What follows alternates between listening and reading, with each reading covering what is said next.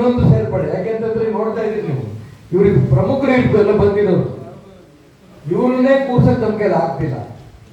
ಅದಕ್ಕೋಸ್ಕರಪ್ಪ ಸ್ವಲ್ಪ ತಾಗಿ ಪತ್ರಿಕಾಗೋಷ್ಠಿ ಆದ್ಮೇಲೆ ಕೆಲವರ್ಗೂ ಬರುವಂತೆ ಅಂತ ಅಲ್ಲಿ ಕೂರಿಸಿದೆ.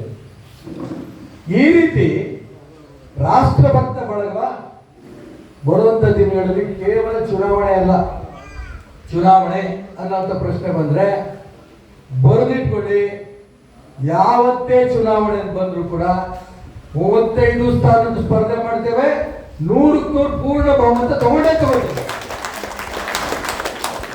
ಇದು ಒಂದು. ಎರಡನೇದು, ಮೊನ್ನೆ ಮನೆ ಯಡಿಯೂರಪ್ಪನ ಮನೆಗೆ ಹೋಗ್ಬಿಟ್ಟು ಬಂದೆ. ಅವ್ರ ಮೊಮ್ಮಗನ ಮದುವೆ. ಟಿವಿನವರು ಕೂಡ ಹಾಕಿದ್ರು, ಪತ್ರಿಕೆಗಳು ಹಾಕಿದ್ರು. ಇನ್ನೇನು ಈಶ್ವರಪ್ಪ ಬಿಜೆಪಿ ಹೋದ ಅನ್ನೋಂಥ ಮಾತು ಶುರು ಮಾಡಿದ್ರು. ಯಾವ ವಿಚಾರವನ್ನ ಸಿದ್ಧಾಂತವನ್ನ ಇಟ್ಕೊಂಡು ರಾಷ್ಟ್ರಭಕ್ತ ಬಳಗದ ಮುಖಾಂತರ ಹೊಡೆದಿರಿವೋ ಆ ಸಿದ್ಧಾಂತಗಳ ಬಗ್ಗೆ ಚರ್ಚೆ ಆಗಬೇಕು, ಅದು ಬಗೆಹರಿಬೇಕು. ಅಲ್ಲಿ ತನಕ ಬಿಜೆಪಿಗೆ ಹೋಗುವಂತ ಪ್ರಶ್ನೆ ಇಲ್ಲ.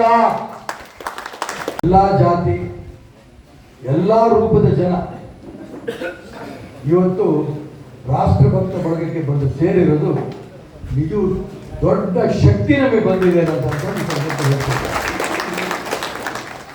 ನನ್ನೇ ರಾತ್ರಿ ನಾನು ಇತ್ತೀಚೆಗೆ ಕೊಪ್ಪಳದ ಗವಿಸಿದ್ದೇಶ್ವರ ಸ್ವಾಮಿಗಳನ್ನ ಭೇಟಿ ಮಾಡಕ್ಕೆ ಹೋಗಿದ್ವಿ. ನಾನು, ಶಂಕರು, ರಮೇಶ್ ನಾವೆಲ್ಲ ಹೋಗಿದ್ವಿ. ಹೋದಂತ ಸಂದರ್ಭದಲ್ಲಿ ಕೇಳಿದೆ ಫೋನಲ್ಲಿ ಏನೇನೋ ಏನ್ ಕತೆ ಅಂತ. ಹಣ ಬಹಳ ಜನ ಬರಕ್ಕೆ ಇಷ್ಟಪಡ್ತಿದ್ದಾರೆ. ಚುನಾವಣೆ ಅಂತೂ ನಾವು ನಿಮ್ ಜೊತೆಗೆ ಬರ್ತೀವಿ, ಖಂಡಿತ ನಿಮ್ಮನ್ನು ಗೆಲ್ಲಿಸ್ತೀವಿ, ಇದ್ರಲ್ಲಿ ಏನು ಅನುಮಾನ ಬೇಡ ಅಂತ ಬಿಜೆಪಿ ಇರೋರು ಫೋನ್ ಮಾಡ್ತಾ ಇದ್ದಾರೆ ಅಂತ ಮಾತು ಹೇಳಿದ್ರು. ಮತ್ತೆ ಯಾಕೆ ಸೇರಿಸ್ತೀವಿ ಎಂದೆ, ನಮ್ಗೆ ಇಲ್ಲಿದ್ರೆ ಒಂದಿಷ್ಟು ಹೋರಾಟ ಮಾಡ್ಬೋದು, ಹಿಂದುತ್ವ ಉಳಿಸ್ಬೋದು ಅನ್ನೋಂಥ ಲೆಕ್ಕದಲ್ಲಿದ್ದೀವಿ ಅನ್ನೋಂಥ ಮಾತು ಹೇಳಿದ್ರು. ಇದು ಆರಂಭ. ಸಿನಿಮಾ ಸ್ಟೈಲರ್ ಏನು ಹೇಳ್ತಾರಲ್ಲ, ಟ್ರೈಲರ್.